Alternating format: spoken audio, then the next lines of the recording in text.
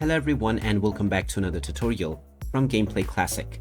In this video, I'm going to show you how you can get free credits on the Marble Snap game. So let's get started right away. First of all, open up the Marble Snap game on your device.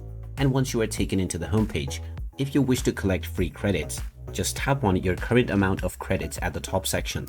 This will then take you into the shop as well as the offers page. And when you tap on credit, you will see the free option where you can get 25 credits for free. Just press this button and the credit will now be added to your inventory right away.